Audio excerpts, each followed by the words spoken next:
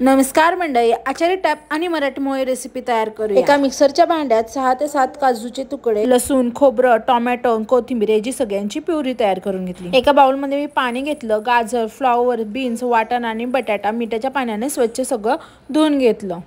कढईत तेल गरम करत ठेवलं, जिरे, तमालपत्र, दालचिनी, चक्रफूल घालून सगळं भाजून घेतलं। बारीक चिरलेला कांदा घेतला, लालसर होईस्तोवर तेलामध्ये परतून दिला।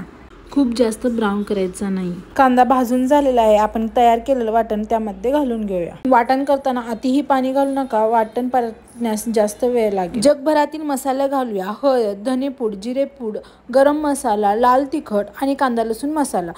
वाटण कच्चं आहे त्यामुळे व्यवस्थित भाजून घेणं गरजेचं आहे। तेल सुटस्तवर हे वाटण आपण भाजून घेतलेलं आहे। मग अशी सगळ्या धुतलेल्या भाज्या यामध्ये घालून घेऊया। भाज्या घातल्यानंतर मसाल्यामध्ये सगळं एकजीव करून घेणे गरजेचं आहे। मसाल्यामध्ये सगळ्या भाज्या एकसारख्या मिक्स करून घेतलेल्या आहे आणि तेल सुटायला लागलेलं आहे। भाजी शिजण्यासाठी गरम पाण्याचा वापर करणार आहोत। थोडं थोडं करून गरम पाणी घालणार आहोत। गरम पाणी घातलं की भाजीची कुकिंग प्रोसेस डिस्टर्ब होत नाही। चवीनुसार मीठ घातलं, एक 15 ते 20 मिनिटे ही भाजी छान शिजवून घेऊया। तर इथे आपण पुरीची तयारी करून घेऊया। मी गव्हाचं पीठ घेतलं, रवा घेतला आणि मीठ घालून सगळं एकसारखं घट्टसर मळून घेतलं। रव्याने पुरी तेलकट होत नाही आणि चवीलाही छान लागते। थोडं थोडं पाणी घालून पीठ छान मळून घेतलेलं आहे घट्टसर। रवा भिजण्यासाठी 10 ते 15 मिनिटांसाठी हे पीठ आपण झाकून ठेवूया।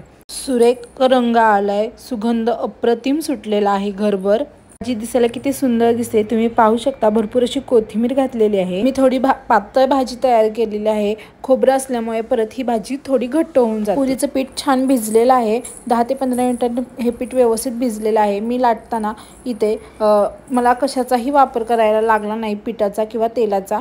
सहजपणे पुरी लाटली जाते। पुरी लाटताना पोळपुटाला लाटण्याला चिटकत असेल तर तुम्ही तेलाचा किंवा पिठाचा वापर करू शकता आणि पुरी लाटू शकता। ते मी तेल तापले का पाहिलेलं आहे आणि पुरी कडकडीत तेलामध्ये सोडली, जेणेकरून पुरी तेलकट होत नाही आणि पुरी टम्म फुगते आणि कुरकुरीत होते। ते धारेच्या साहाय्याने मी थोडंसं हलवून घेतलेली आहे पुरी आणि पुरी छान टम्म फुगलेली आहे, पाहू शकता इथे। आणि अजिबातही तेलकट झालेलं नाही।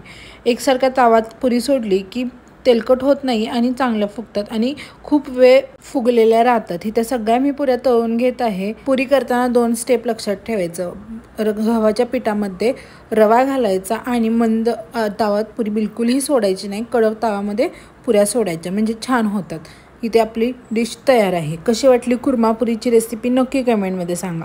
आवडली असेल तर लाईक करा, शेअर करा आणि आपल्या चॅनलला सबस्क्राईब करा।